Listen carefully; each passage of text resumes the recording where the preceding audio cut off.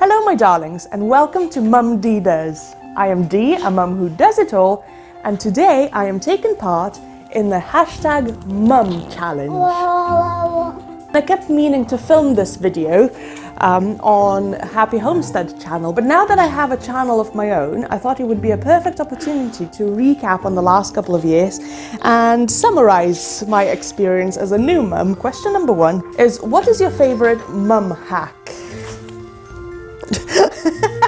My favorite hack number 1 will have to be breast milk. And I continue to yap on about how important breastfeeding has been for us, but I since looked at the dictionary definition of a hack, and here's one that anybody can use.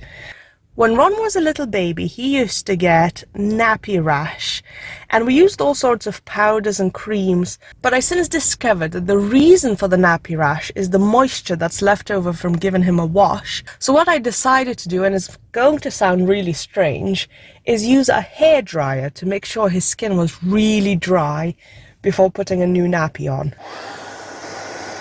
So as I say, it sounds a little bit strange, but therefore it's a good hack. And it really helped us. There was no more rappy nashes. Rappy nashes? Rappy nashes. As I said, he's only just a baby, although he would disagree with me. Are you a baby? No. You're a big boy! I'm a passionate advocate for breastfeeding, and I've always wanted to do it, and I'm very grateful that we've been able to do it. Yes, that's my mum hack. What is your favourite parenting hack? Please let me know in the comments down below. Okay, most embarrassing mum moment. Is it you falling off the bike, is it?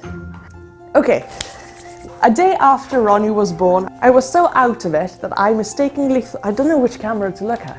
I mistakenly thought that the cleaner in the hospital had taken the bag of clothes that I had prepared for my baby.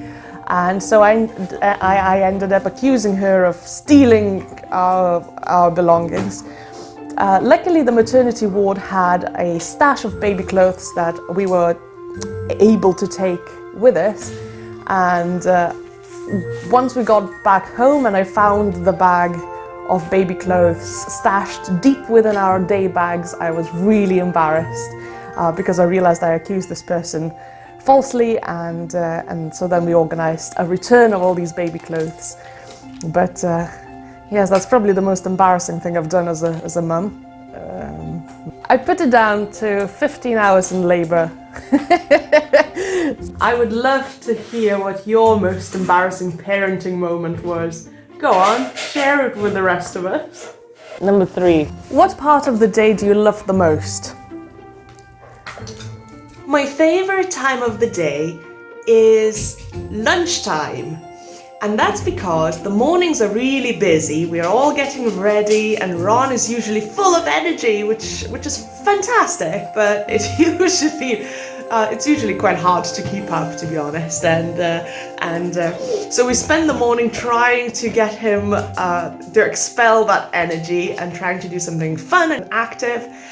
But then once we come back home and we have some lunch, is that golden time when Ronnie is nice and calm, and so he's able to concentrate and we can do something really creative or focus on some puzzles or building projects, and he's nice and calm, and that is really my favorite, most creative time of the day.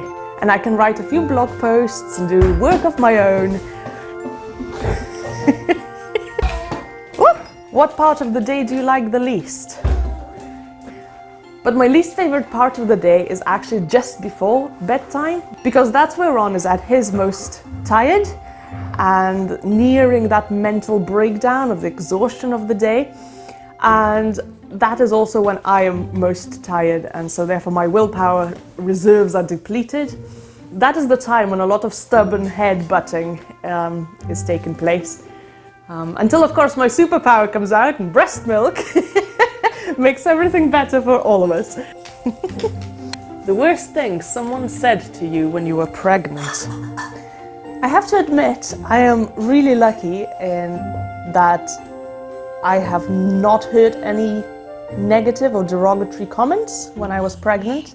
It's probably something to do with the fact that we live on a very small island when everyone knows everyone. So there isn't that anonymity of meeting in Tesco's, anonymity of meeting someone. I don't like a ball in my face. I don't even know what I'm saying. Of meeting someone in Tesco's and rolling their eyes and saying something under your breath. I think if people have a real problem, they speak to you, and if they don't, there's just no sniggering comments. So I haven't heard anything, but my nan was very instrumental in informing me of all the superstitions that she has acquired in her lifetime. She told me that I should not be raising my arms when I'm pregnant. She told me that I should not be looking at cows. Don't look at cows. So it's not really a bad thing, it's just strange and old-fashioned. And even my midwives were laughing at some of the things she came out with. Number 6, baby name you didn't agree on. James and I were very clear from the start the names that we wanted, which is quite interesting because we've never really discussed baby names before. But when we found out we were pregnant, it sort of just clicked and we both agreed on our favorite names. And so if it's a boy, it was always going to be Ronald Simon. And for a girl, we had Abigail Lillian in mind. Fun fact, Ronald, our son, is named after James's dad. We thought it's the easiest name in the world to spell and he would never have any problems with it. Only a minute after he was born, the midwife was filling in some forms and she asked us, how do we spell Ronald? And I remember James and I looked at each other. Is there another way of spelling Ronald? It turns out that there is. There is an Orcadian name which is pronounced exactly the same, but is spelled as R-O-N-R-O-G-N-A-V-A-L-D. Or is there a H in there somewhere? Anyway, it's very complicated and it still says Ronald. So we had to say that no, it's actually Ronald, just Ronald. My least favorite names are those that denote a place name or a virtue. Paris, Morocco, peace. I also really dislike female names that are derived from changing the boys' names. Nicolette, Pauline, Josephina, things like that. I just think parents did not have enough of an imagination to come up with a girly name for a girl, or they secretly were hoping for a boy. Those are my least favorite type of names. Are there any baby names that you dislike? What's your favorite baby name? Please let me know in the comments. Question number 7 is, do you co-sleep? Yes, we do. We bought a cot because that's what all the internet guides and the midwives had suggested we do. And the minute I brought Ron home and I put him in the cot, it just felt very wrong. He was making baby sounds as though he wasn't content, and it was niggling at my mummy instincts, and I really wanted him close. And so that first night I put him next to me in bed and we both slept really soundly, and I kind of feel like it's because of it. He was able to breastfeed easily and I was able to get more sleep that way. I did not have to jump up and go check on him as often. And after a few days it just became the way it is. He was cozy, I was cozy, we both felt safe. I guess we were used to dogs sharing our bed before, so it did not feel such an invasion of, oh, there's someone else here. He's coming up to 2 years old now, and although I do think it's nearly time for him to learn to sleep in his own space, we still do co-sleep. And I don't think I would change that. I think it happened for a reason. It benefits us all, and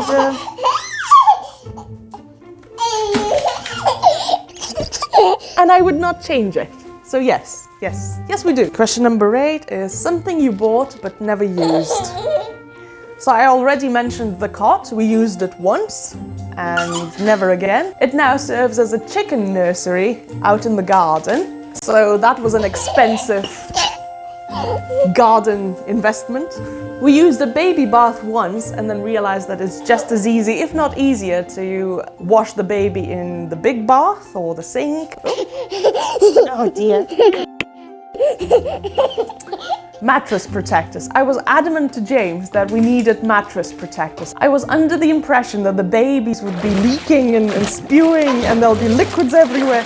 And so I bought 2 or 3 mattress protectors, and I've never actually used them because, as I said, Ron was co-sleeping in our bed and we've never had any problems with that side of babyish behavior. So yes, luckily they were not as expensive as a cot, but I still bought them and I still never used them. 3 hospital bag must-haves. Okay, so apart from all the usuals, clothes for yourself, clothes for your baby, the hygiene kit, bag, whatever, towels. So an extra thing I would recommend to myself, if I could talk to myself back then, is an eye mask for sleeping, because it was really hard for me to get any shut-eye in the hospital. It was too bright, and both from the city lights outside and also the ward lights that they leave on for safety reasons. Because we're so used to the pitch dark of ED, it was quite difficult for me to sleep. So yes, so the face mask. Also because we were so excited and we live in a digital age, we took a gazillion photographs when he was born and we ran out of a memory card. So there's a bit of a saga of James having to traipse around the shops in Kirkwall trying to find a memory card and then trying to find the reader for the memory card and etc. It was a headache that could have been avoided if we had an extra memory card. Yogurt. We were really lucky that we found a whole bunch of yogurt in the hospital kitchen, and James managed to get the nurses to bring in more and more. But to be honest, I don't think I would have gone through my labor without access to yogurt. It's sweet and therefore has lots of energy. It's very easy to eat when you're not feeling like eating at all. It's just really good to keep your energy up. And it's pretty tasty, so lots and lots of yogurt. You may not be as lucky as I was and may not find a stash there ready to use, or pinch, as might have been in James's case. I don't really know, I was so out of it. But I would say if I was preparing for a second run, which I'm not, I would bring some yogurt. Are you a routine mum or a go with the flow mum? And what does bedtime look like? I was going to say that I am a routine mum, because generally speaking I am a routine person. I like structure to my day.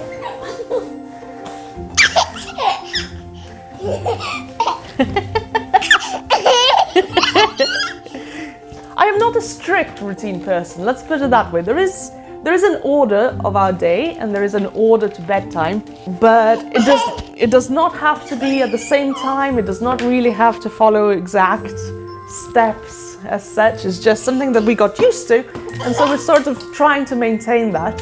But I'm not very strict in actually enforcing it. We try to exhaust the boy during the day as much as we can, so he's really tired and ready for bed. And then we have a calming bath with some calm music and some lavender oil. In the bath we have a lovely splash, and then it ends up being a calm splash. And once he's out the bath and dried, nappied and dressed, we have breast milk, which calms him right down, and that usually sends him to sleep fairly effortlessly. Sometimes it doesn't go to plan. Sometimes Ron is extra clingy, extra needy, or he's frustrated, or he's teething and therefore in pain.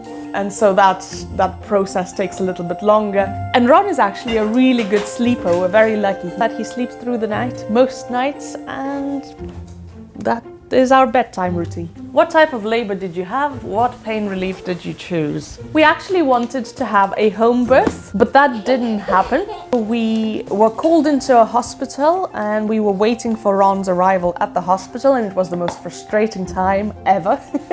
We have a video and blog posts that I'll link down below. You can have a little read if you're interested. We had a natural, normal, spontaneous vaginal birth, is what they call it, where I spent 14 hours in labor. And as for pain relief, I had paracetamol, then codeine, and once it really got going, I was on Empanox, which I really don't think I could have done without. It was what got me in the zone. Pregnancy and labor were such unique experiences in my life that I actually kept a detailed blog, and we filmed some videos. So you can check those out if it's something you're interested in. I have to admit I haven't revisited it yet. I'm sort of afraid of all the cringe that I've recorded, but it's accurate, it's how and what happened. And now we have a baby boy, so it was all worth it.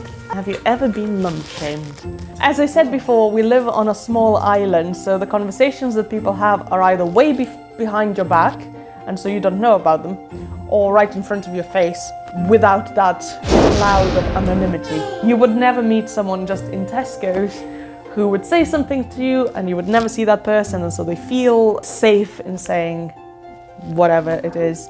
So I've never been mum-shamed, not publicly. I don't know what people are talking about behind my back. But to be honest, I don't even think there were any instances where I could have been mum-shamed, because Ron is a brilliant baby and I think I'm doing fairly well as a mum. I have lots of self-doubt and we still sort of make things up as we go along. Everyone does, I'm sure. Nobody is a perfect parent, but I cannot think of an instance where anyone blatantly shamed me for a tactic or a parenting decision. Not yet. But seeing as I've publicly announced that I'm going to homeschool my child, watch this space. I'm sure there's going to be plenty of people mum-shaming me for that. But you know what? I don't really care. I think it's what is best for my child. And as a parent, I have that right to make these decisions. The biggest challenge you face since becoming a parent, I guess the self-doubt that I was just talking about. I never had what I'd consider a good example of what a mother should be. I'm just making it up as I go along. Mostly I'm just following my instinct, common sense, trying to be kind and courteous to my child. I'm being quite self-conscious about trying not to inflict any long-lasting damage to Ron in any way. It's not easy. A lot of the challenges that did creep up, I think, stemmed from that insecurity as a parent. Self-doubt, stress, hormones, lack of sunlight resulted in me not making the healthiest food choices, hence the weight gain, and really exaggerated my mental health problems. And so I have a long-term depression that flared just after Ron was born. Yes, they were the challenges. I think I'm muddling through. I'm giving myself the benefit of the doubt. I look around and I think, well, my child is healthy, he's happy, he's active, and so I must be doing something right. Nuzzle, nuzzle, nuzzle. Power. The best advice you've been given, or the biggest piece of advice you could give to a new mum? I will answer both. The best piece of advice I've been given is to be kind to myself, to stop with the negative judgmental voice, to stop judging myself for not achieving perfection. The image of motherhood that I had in my mind is far from what the reality is, and the reality is that it's hard work and it's exhausting and it's stressful, and as I say, we're just making it up as we go along. And so it's very easy to keep judging yourself based on that perfect example. So be kind to yourself is the best advice I've been given. My piece of advice though, and that's kind of the best thing that I did, is if you're struggling, it's okay to seek help. We've sort of been told and conditioned that us 21st century women are strong and independent and capable, and we can totally do it all on our own. But I think that's also a double-edged sword, because when things don't go too well, it's quite hard to swallow that pride and to ask for help. But actually, It's probably what saved my family. Don't be afraid to ask for help. It does not make you a failure. It's actually a step to finding the new normal and finding the new routine and figuring out what works and what doesn't work, because it's not easy, it really isn't. Not easy. So the best piece of advice I've been given is to be kind to yourself, and the best piece of advice that I'm passing on is it's okay to ask for help if you're struggling. It's okay to struggle, it's okay not to be perfect, and it's okay to ask for help. It's true. I really admire all the ladies who have raised their children on small remote islands, just like Edie. And my biggest inspiration are the ladies who are raising their children on my island at the moment and whose children are Ronnie's best friends. They really inspire me and they just validate my choices of coming here to Edie to raise a little boy. So I really admire all the women who've done it before and who are currently doing it. I watched Emily Norris's vlog, and I have to say Emily Norris is this inspirational woman, someone that I could never even begin to replicate. I mean, just have you seen her house? She's always very tidy, very pretty, very prepared. It's just not something I could do, but that's why I admire her so much. And I've also watched Sarah's Bests. That is where I got the video idea from. And I think she's a really sweet lady. She's very calm and very happy, and I enjoy watching her vlogs. I also regularly watch the Neve family vlogs. I know Rachel has done similar questionnaire before, but I would still like to tag them down in the description. Check them out if you haven't. She's really, really good. She's the sort of mum who's organized. She has 3 kids, all doing different things. She's just a great mum. Thank you very much for watching this video. Subscribe down below to find out what Mum D does next week. It's been my pleasure. Ta-ta for now.